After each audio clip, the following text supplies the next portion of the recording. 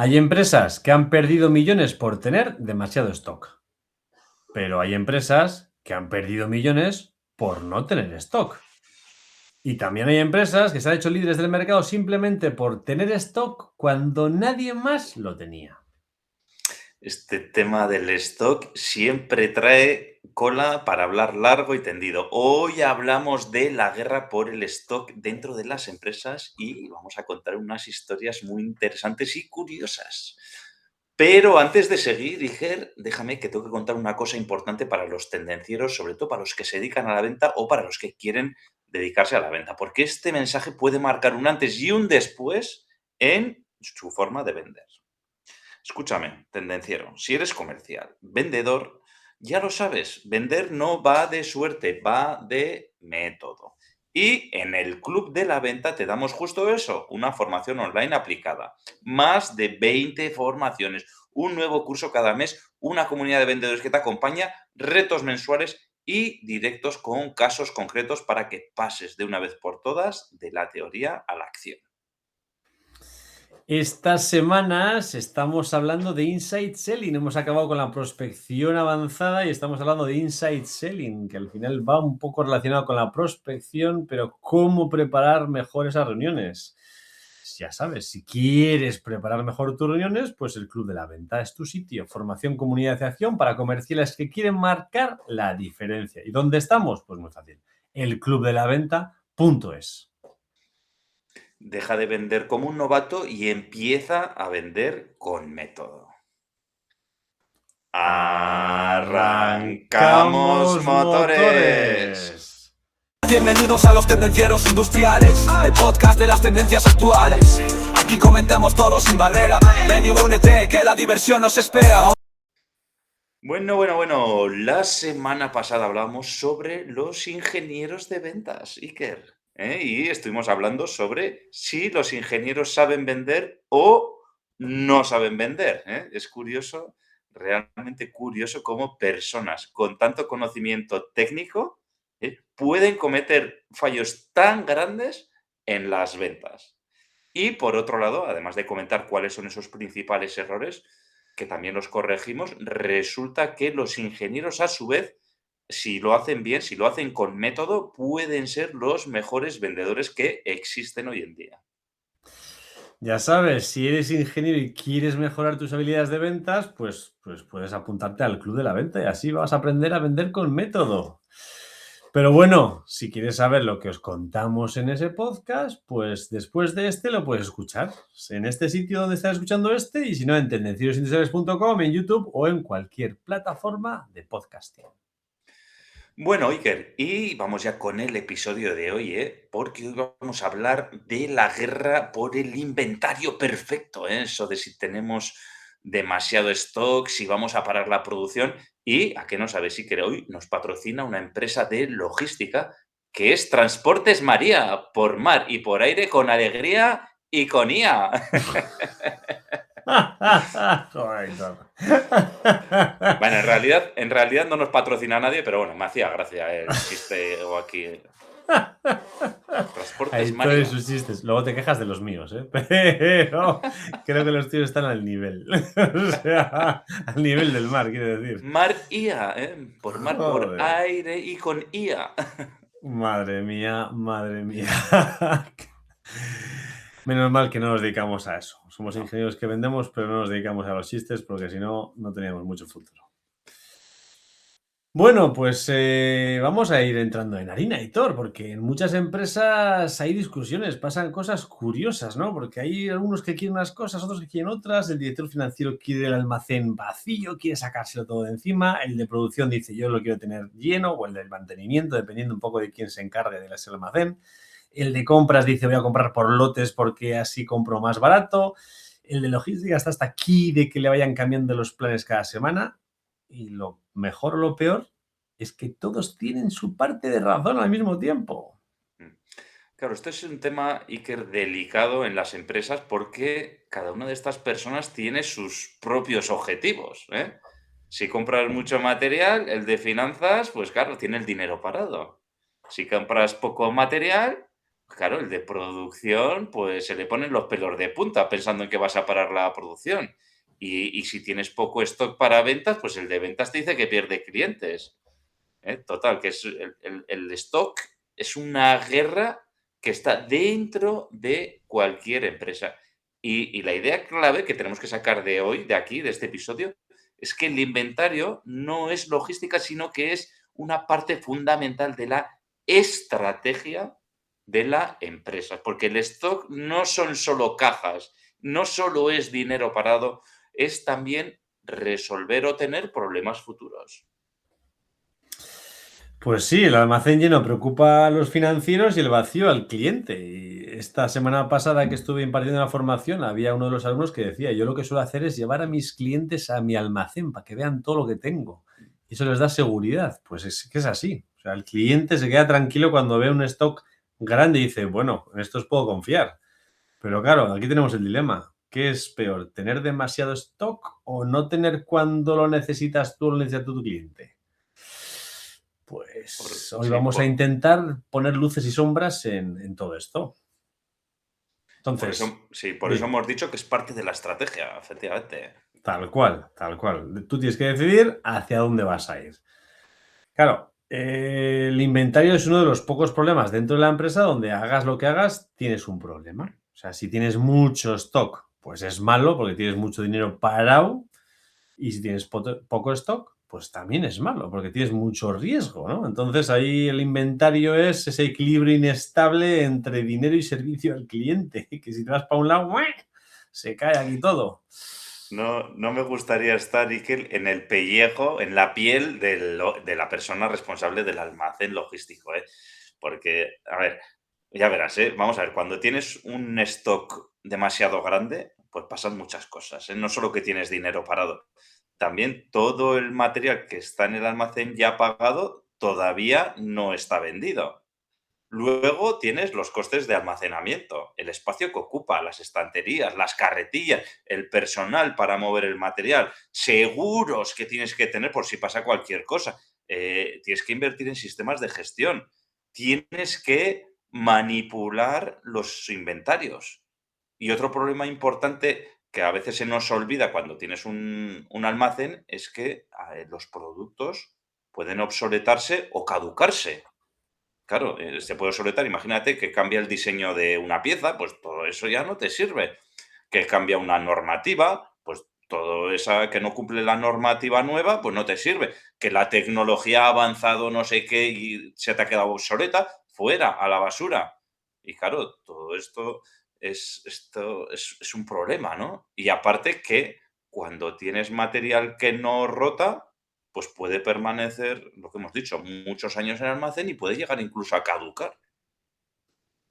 Y puedes tener que decidir tirar la basura. Yo creo que sería de estos que tiene este síndrome de Diógenes y compraría mucho stock. No sería, creo que, la persona adecuada para decidir. Porque claro, hay un alto impacto financiero. O sea, hay menos liquidez, hay mayor necesidad de financiación, peor balance y más riesgo, ¿no? Al final, encima es peligroso el exceso de stock porque no es que provoque un desastre de un día para otro, pero poco a poco, paso a paso, va ahogando la rentabilidad de la empresa y te puede meter en un verdadero problema. Sí. Y luego, en el otro extremo, Iker, está la falta de stock. Cuando falta material también pasan cosas, ¿eh? Se paran las máquinas, entonces tienes que esperar a recibir material para a repararla, tienes a operarios esperando porque no llega el material que necesitas en fábrica, tienes que hacer cambios de planificación, ¿no? Pues tenía previsto hacer esto, pero como no hay stock, ahora hago lo otro. Tienes que hacer compras urgentes, entonces tienes que empezar a pagar transportes urgentes, empezar a mover, a perder el tiempo, a invertir tiempo en cómo lo consigues, a buscar en diferentes proveedores, a llamarle, tienes a clientes enfadados porque no les suministra esa pieza, hoy tienes transportes urgentes y tienes un montón de sobrecostes también cuando no hay stock suficiente. Esto yo lo he vivido en carne propia también. Es que es así, las compras urgentes son más caras al final, tienes que pagar un extra, ¿no? Además tienes que pagar incluso el transporte express, es probable. No tienes encima margen de negociación, ¿no? Cuando los proveedores huelen la urgencia, meten el galletón. Claro, incluso puedes asumir, ¿no?, un producto de peor calidad para tenerlo más rápido. Y claro, el problema lo tiene el cliente al final, ¿no? Si no puedes entregar ese producto, vas perdiendo pedidos y perder pedidos significa perder confianza, imagen y a la larga clientes. Total, que si tienes demasiado stock, pierdes rentabilidad. Si no tienes stock, pierdes clientes. Aquí no sé dónde está el win-win. Aquí es lose-lose, ¿eh? El inventario perfecto resulta que ni es el más pequeño ni es el más grande. Entonces aquí no sé yo por dónde tenemos que tirar. El inventario perfecto es el que te permite vender sin parar la producción y sin arruinar la caja. Pero claro, esto es difícil de hacer. Ya, es muy fácil de decir eso y todo. Al final, ostras, el stock puede ser como el seguro del coche, ¿no? Al final es un seguro ahí, te molesta pagarlo, pero el día que tienes que tirar de él dices, menos mal que lo pagaba, ¿no? Al final, gestionar inventario no es gestionar cajas, es gestionar el riesgo que tiene esa empresa, tanto financiero como con los clientes. Al final no deja de ser riesgo. Entonces, lo que vamos a hacer ahora, si te parece, es contar algunas historias, Aitor. Por ejemplo, tenemos la historia de Nike, ¿no? Del stock de Nike. Del fabricante de zapatillas, famoso en el Sí, mundo entero. nos suena, ¿no? Me imagino que sí. Al final, Nike tuvo un problema que muchas empresas de consumo conocen muy bien. Producir demasiado y confiar mucho en las previsiones que tan optimistas ellos tenían, ¿no? ¿Y Los qué pasó? vendedores como nosotros, se Eso es. pasaron de optimistas. Vamos Pues a sí, venderlo todo, Fonseca. efectivamente. ¿Y qué pasó? Pues que el almacén se llenó y los productos no se vendían. Claro, si produces más de lo que realmente puedes vender pensando que la demanda va a seguir creciendo, pues esas previsiones optimistas pues te van a lastrar, ¿no? Y van a conseguir que tengas el almacén hasta arriba, ¿no?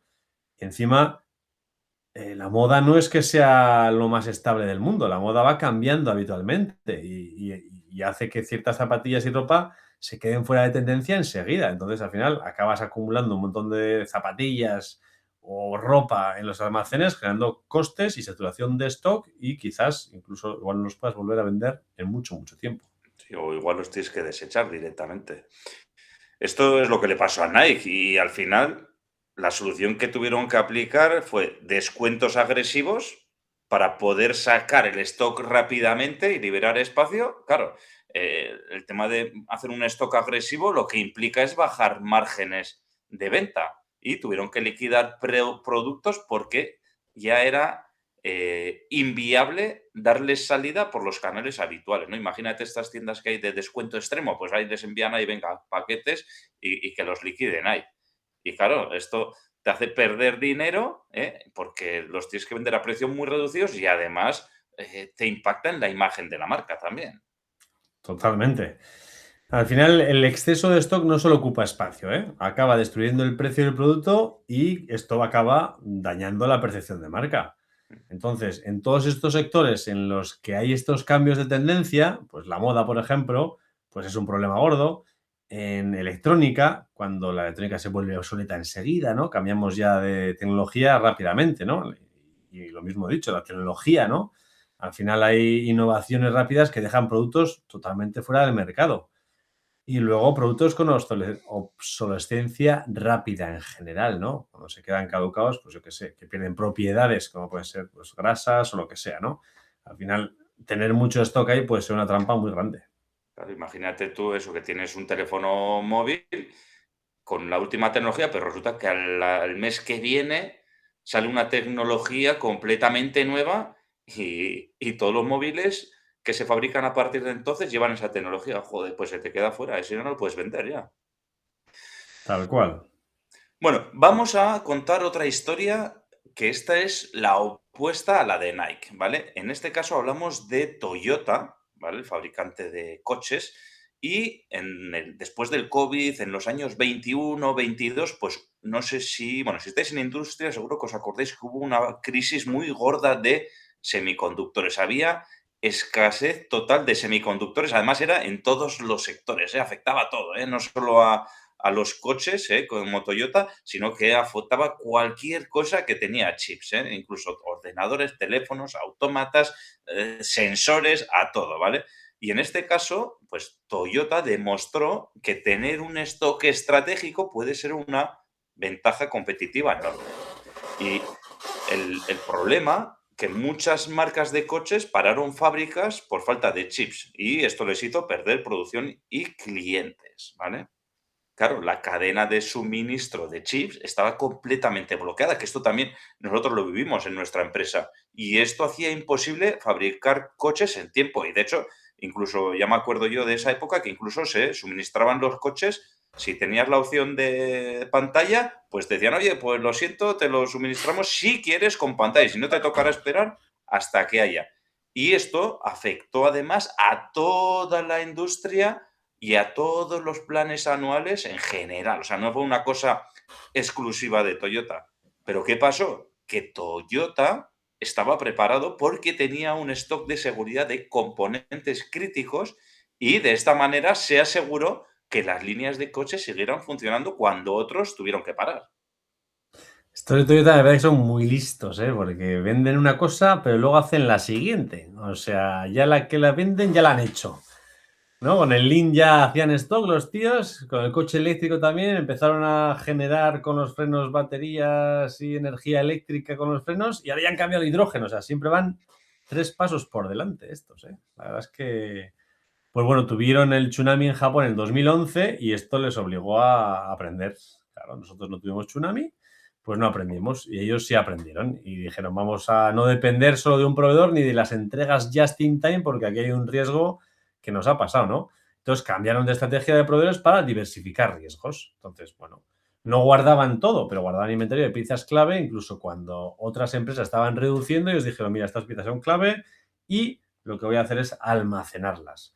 Entonces, ¿qué pasó gracias a todo esto? Pues que en plena crisis de los chips, mientras otros fabricantes paraban, Toyota seguía produciendo y entregando coches. Y esto le sirvió para pues, ganar cuota de mercado y poder cumplir y entregar con los clientes que otros no podían cumplir. Al final vendieron muchos más coches que otros competidores, reforzando su posición en el mercado gracias a que ellos tenían materiales para producir y otros no. Ahí las da Iker, ¿eh? Ahora cuando todo el mundo estaba comprando el just in time, ¿eh? Toyota le está diciendo, no, no, quedaros sin stock, no pasa nada, ¿eh? Pero ellos por detrás iban haciendo su pequeño stock de cosas críticas porque habían aprendido y los demás se quedaban sin stock, les vendían la moto con consultoría de just in time, ¿eh? Y luego, ¿Vendían por otro lado, consultoría? y luego cuando vinieron los problemas, pues les dieron zasca, ¿eh? Y os quedáis ahí y os adelantamos por la derecha y por la izquierda, por la derecha, ¿eh? Tela, sí, sí, unos avispados de la vida, los tíos. Pues ya sabéis. Y luego tenemos otra historia. Tenemos la historia de Nintendo y de la Wii, ¿no? Al final, ¿qué pasó? Pues cuando Nintendo lanzó la Wii, habrá muchos que no sepan ni lo que estamos hablando. La que fue la consola de moda antes de la Switch, de la Sí, Nintendo Switch, ¿eh? efectivamente, fue la consola de moda en su momento, cuando tú y yo, pues estábamos por ahí pululando, ¿no? Ostras, el otro día me sentí muy viejo, Aitor, porque estaba en una mesa con mucha gente joven y hablé de Uma Thurman. Y nadie en la mesa le conocía a Uma Thurman. No se me ocurrió preguntarle sobre la Wii, pero seguramente tampoco conocía a nadie lo que es la Wii. Pues bueno, No lo creo. aunque no os lo creáis, la Wii se convirtió en un éxito brutal, superando todas las previsiones de ventas. Yo tuve una, he de admitir. La empresa no era capaz de fabricar suficientes unidades y hubo meses completos sin stock disponible. O sea, al final a esto les pasó al revés. Iker, afortunado, ¿tú te acuerdas si tuviste que esperar por la Wii o fuiste de los No, primeros? yo creo que fui de los primeros, no me suena haber Bueno, esperado. O sea, que sería de los primeros que cayó. y no me suena haber esperado. Pero hubo gente que tuvo que esperar porque la demanda superó todas las previsiones y superó incluso la capacidad de producción. Entonces no podían cubrir el mercado que tenían y hubo meses enteros sin stock, ni en tiendas físicas ni en online, que ese es el sueño de cualquiera, pero claro, al final, ostras, muerte por éxito. sí. Este es a la vez, es el sueño húmedo, pero a la vez es la mayor pesadilla de un vendedor, ¿eh? Porque dices, joder, tener más demanda de la que puedas vender está guay, ¿eh? Porque puedes ir subiendo los precios, incluso que eso es lo que pasó también, ¿no? Que muchas unidades se revendían mucho más caras en el mercado secundario, ¿vale? Pero luego, por otro lado, al vendedor también le da una rabia el hecho de poder vender, o sea, de de poder vender, la posibilidad de vender, pero no poder vender porque hay algo que te lo impide. Esto es No entregar, de haber vendido y no eso poder es, eso entregar. es. Esto es lo peor que le puedes hacer a un vendedor también, ¿eh? Tanto, ves, tiene su cara y su cruz, ¿eh? Esto es la leche, ¿eh? ¿Y qué es qué sucedió con esto? Pues que Nintendo al final perdió miles de ventas potenciales, ¿vale? Y a su vez, pues la competencia que estaba por ahí, que no era la Nintendo Wii, pero tenían otras consolas también molonas, pues les fueron las que llenaron ese gap que había dejado Nintendo. O sea, Nintendo creó la demanda y otros competidores se aprovecharon de esa demanda. Es que es así. O sea, si no tienes producto cuando el cliente lo quiere, pues el cliente al final acaba comprando otra cosa. Pero no pasa solo en videojuegos, ¿eh? En industria pasa igual. O sea, si pides un motor o pides un componente o pides una máquina, si el plazo es largo y me toca esperar porque no hay stock, al final acabas eligiendo otro proveedor. Es así. La falta de stock puede hacer que pierdas clientes, ventas y oportunidades que nunca se van a recuperar, porque ya ese motor que has dicho, ¿no? O esa Nintendo que ya se la compraron a otro, pues esa familia ya no iba a comprar la Nintendo Wii, porque ya tenían ya cubierta esa necesidad de videojuegos, ¿eh? Por eso, tener el inventario correcto en el momento adecuado es tan o más estratégico, tan o más que fabricar un buen producto. Bueno, y vamos a hablar un poco, Iker, lo hemos comentado antes también, del Just in Time, porque durante décadas muchas empresas soñaron con imitar a Toyota y su famoso sistema Just in Time, ¿no? Esta idea de quitar todos los stocks intermedio y producir bajo demanda, recibir el material justo en el momento que lo necesitas y eliminar todos los desperdicios, ¿no? Esto es lo más lean, ¿eh? Que se llama, lo más eficiente, ¿vale? Entonces fabricas solo lo que se vende, evitas acumulación de inventario, no tienes almacenes enormes, no hay desperdicio, está todo optimizado al milímetro. Pero claro, esto estaba estupendo durante muchos años hasta que el mundo cambió. El mundo cambió radicalmente de un día para otro, o por lo menos nos lo parecía así con el COVID, ¿no? Que paralizó las cadenas de suministro globales. Al final hubo una crisis total, pero no solo de producción, de logística, de transporte, falta de chips, de componentes críticos. Luego llegó la guerra en Ucrania, afectando rutas y materias primas. Todo esto supuso una subida de precios de materiales y los transportes se pusieron como locos. O sea, subió el coste del transporte, los envíos exagerado. Claro, muchas empresas toman la decisión del just in time, dejarlo atrás y pasar al just in case. O por si acá, ¿no? El por si acá de toda la vida, de guardo stock, no vaya a ser que lo necesite en breve. Claro, aquí lo que hemos visto es el efecto péndulo, ¿no? Que se llama de estamos en un extremo con almacenes a tope, ahora vamos al otro extremo, al just in time, a los almacenes al mínimo, ¿vale? Pero luego resulta que, joder, es que esto vemos que tenemos problemas y otra vez volvemos a hacer el péndulo hacia el otro extremo, ¿no? Y muchas veces, pues eso es lo que nos pasa, ¿no? Que vamos de un lado a otro, ¡pum! Como si fuera un péndulo, ¿no? Y claro, esto está muy bien, pero lo mejor de todo no sería ni el just in time ni el just in case, que serían los dos extremos. Lo mejor de todo sería si seríamos capaces de predecir la demanda que vamos a tener. Y entonces, si supiéramos esa demanda exactamente, pues podríamos producir justo lo que vamos a necesitar cuando se va a necesitar. Y esto no sería just in time, sino que es lo que intentan hacer muchos software de gestión de inventario, que es la predicción de la demanda.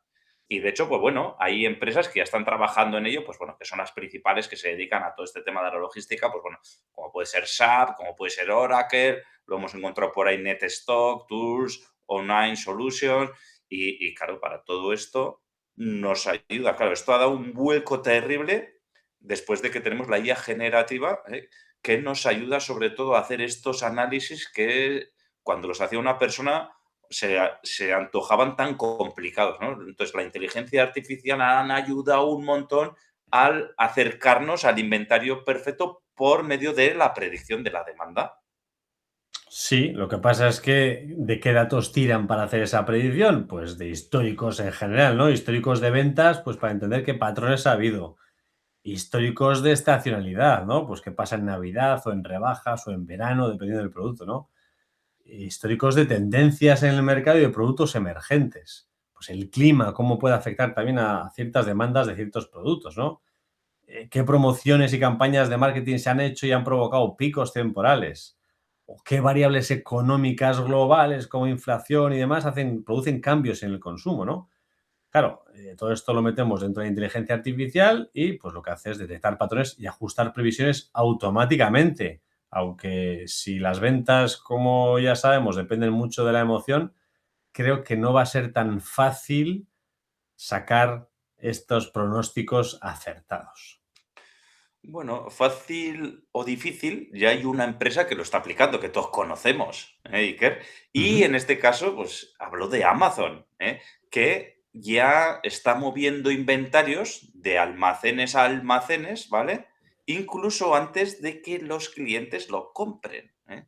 Y para ello, pues utilizan lo que has dicho tú, pues los datos de comportamiento, las tendencias, las compras anteriores. Entonces, claro, también hay que decir que Amazon no es la tienda del barrio, ¿no? Es un monstruo, es pues el mayor, será el mayor distribuidor global. Digo yo, bueno, igual algún chino de estos igual es más grande que Amazon, pero es uno de los mayores eh, players, de los mayores jugadores en el mundo de la logística y de la distribución de materiales, ¿no? Y de hecho, fíjate hasta dónde llega Iker, que el otro día estaba escuchando un podcast, ¿vale? Y hablaba de una empresa que estaba vendiendo en Amazon materiales, ¿vale? Y, bueno, era una empresa pues, relativamente pequeña y tuvo un problema con Hacienda porque él no sabía que Amazon estaba moviendo sus materiales, porque claro, también en Amazon puedes dejar tus materiales en consigna, por decirlo de alguna manera, y Amazon lo que hace era moverlos de un almacén pues, en España a un almacén en Alemania o en Turquía o en Francia o donde sea, ¿vale? Y hacía movimientos de materiales gracias a estos modelos predictivos que tienen, porque dice, oye, pues sé que voy a vender en Alemania, pues muevo a Alemania. Pero claro, esto de cara al vendedor requería tenía que hacer ciertos papeleos de cara a Hacienda y, pues bueno, le generó algún problemilla en ese sentido. Lo escuché, sí, lo escuché el podcast ese. Le generó un problemón que tuvo que cerrar la empresa. Gracias a los amigos de Hacienda que siempre están ayudando. O sea, al final sí, detectan pues esos picos, ¿no? Esas demandas crecientes. Yo creo que así es más sencillo, de esta forma, porque al final dicen, bueno, pues no sé qué está pasando en Francia, pero de repente la demanda de amoladoras está creciendo. No sabemos por qué. Entonces lo que hacían es mandar un montón de amoladoras al stock de Francia y así estaban las amoladoras cerca y para poder suministrarlas de un día para otro para, pues precisamente, tengo stock, no perder las ventas. O sea, Para muy, muy satisfacción bien del pensado. cliente. Claro. Claro, ¿tú qué sabes si está moviendo tu amoladora de almacén? Claro, es tuya hasta que la vendes, pero la tienes en Amazon. Bueno, me parece que en estos casos Hacienda no ayuda demasiado al emprendedor, le crujieron y a cerrar. Bueno, ahí Iker, igual también hay falta de transparencia o falta de conocimiento también por una empresa pequeñita, pues bueno, igual también hay otras cosas también detrás, ¿eh? Fue falta de conocimiento suyo, Mm. entre otras cosas, y de la asesoría, porque claro, las asesorías de hoy en día tampoco están preparadas para gestionar estas cosas, no tienen ni puñetera idea. Mm. Entonces ellos gestionan la compra y la venta, pero no saben si se ha movido de almacén o no y si tienen que pagar IVA entre intercomunitario o... Bueno, sin más, no sé, yo creo que es bastante entendible, ¿eh? No creo Eh, que muchos Está claro. de Hacienda supieran eso tampoco, pero bueno. Al final, ¿qué pasaba? Pues que si el producto está en un almacén cercano a tu ciudad, cuando ni siquiera lo has estado buscando, pues eso ahí facilita que vayas a comprarlo, ¿no? Al final reduces el tiempo de entrega al mínimo, minimizando el riesgo de falta de stock, ¿no? Entonces, eso, lo que hemos dicho, Mm. detectas, ostras, se empiezan a comprar amoladoras en Francia, ¿por qué? No lo sé, pero vamos a mandar amoladoras a Francia. Claro, y vas a Sí, comprarla y la tienes ahí y dices, ostras, qué buena. sí. Aquí lo que hay que decir, Iker, que yo creo que de toda la vida se ha intentado predecir la demanda, claro, no por empresas que no son Amazon, ¿vale? Pero claro, el problema es que depende esta demanda muchas veces de las personas y las personas a veces somos impredecibles, ¿no? A veces esto se pone de moda o a veces esto pasa de moda y en este caso pues la tecnología puede ayudar mucho a hacer esas predicciones, pero siempre va a haber un cierto grado de incertidumbre, ¿eh? Yo tengo una predicción que nunca falla, Hitor. Siempre que como helado, sale el sol. Es la pera. Eso o al revés, no sé. Es la pera, es la pera. Igual es al revés, pero siempre que como helado, sale el sol. Al final, las estadísticas están para cogerlas como quieras. Bueno, la idea clave de hoy es que gestionar el inventario no es tan fácil, ¿eh? Y hoy en día combina estrategia, datos, tecnología, pero siempre habrá un riesgo que no se va a poder eliminar, sobre todo porque esos análisis de predicciones se hacen con datos históricos y la historia se repite, pero no sabemos cuándo. Entonces, en la práctica, pues muchas empresas pues hacen lo que pueden, no aplican ni el just in time ni el just in case de manera estratégica. Al final, la gestión del inventario, por regla general, suele ser improvisada y reactiva, sobre todo en las pymes y medianas empresas, que es lo que más tenemos aquí alrededor. Es una tarea bastante compleja. Sí, ahora dejamos lo que dices tú. Si dejamos de lado a Amazon y las grandes empresas, ¿vale? Nos centramos en pymes y pequeñas y medianas empresas. Ahora, que levante la mano el que no utilice alguno de estos métodos para la gestión del inventario, ¿vale? A ver, ¿quién utiliza el Excel? Sin modelo ni nada. Un Excel, ¡pum! Venga, arriba la Ya, el mano. 80% ya levanta la mano, ya. Ya te quedan pocos, Aitor. ¿Quién hace las previsiones en base a lo que hizo el año pasado? Oye, pues el año pasado Hostia. compramos 20, pues este año otros 20. ¿Quién compra por intuición? Bueno, pues yo creo que más o menos iremos... ¿Quién compra cuando hay miedo de que falte el stock? Joder, es que viene el de compra y me dice, oye, como nos quedemos sin stock, venga, pues compra, ¿eh? ¿Quién compra cuando... ¿Quién compra? No. ¿Quién deja de comprar cuando finanzas la aprieta? No, el de ventas diciendo, pero finanzas en este caso tiene más poder y dice, nos hemos pasado de stock, hay que reducirlo. Y claro, ahí todos con el culo prieto, aquí no compramos nada, ¿eh? Si se para algo, pues bueno, ya pelearemos con ello, pero aquí no se compra nada. O también quien hace el efecto péndulo, ¿no? Este año tenemos un objetivo financiero muy potente de reducir stocks y el año siguiente, como hemos tenido un problema muy gordo, con un cliente importante que nos ha dejado de comprar porque no teníamos stock, pues nos vamos al extremo siguiente y otra vez los almacenes hasta arriba. Y luego viene el financiero y otra vez los almacenes hasta abajo, ¿no? Que levante la mano el que no utiliza estos métodos para el que utiliza estos métodos para la gestión del almacén. Yo creo que no has dejado ninguno suelto, Aitor. Creo que todos utilizan alguno o más de uno de estos métodos. Normalmente una combinación. Sí. Al final, las empresas más habituales que tenemos hoy en día, lo que has dicho, pymes y pequeñas y medianas empresas, no gestionan realmente el stock. Al final están pues penduleando entre el miedo para la producción y el miedo a tener demasiado almacén. Andan ahí. ¿Dónde me quedo? Pues intento quedarme la mitad, pero no porque esté estratégico ese stock, sino porque, bueno, ni quiero tener nada ni quiero tener demasiado. Al final, todo esto demuestra que gestionar un inventario es sobre todo gestionar decisiones y riesgos humanos. No solo hablamos de cajas y números, es una decisión muy estratégica para una empresa. Y eso requiere pues, conocer muchas cosas, conocer la producción, conocer el mercado, conocer tu propia empresa. Mucho. Sí, mira, de hecho, Iker te va a contar otra historia que el otro día hablaba con una persona de mantenimiento y decían que estaban tan apretados en el tema de la gestión de stocks de mantenimiento que no tenían ni tornillos, que había algunos tornillos que tenían que ir a desmontarlos de otras máquinas para montarlos en aquella que estaban haciendo el mantenimiento y luego pedir esos para montar la que habían desmontado. O sea, telita hasta dónde llega el penduleo este que estamos hablando, ¿eh? Y luego, ¿dónde cuentan esas horas de desmontaje? Claro, Claro, al contarán... financiero no le aparecen. En el financiero no le saben qué suerte tienen algunos. O sea, en el Excel no se cuenta eso. Eso es.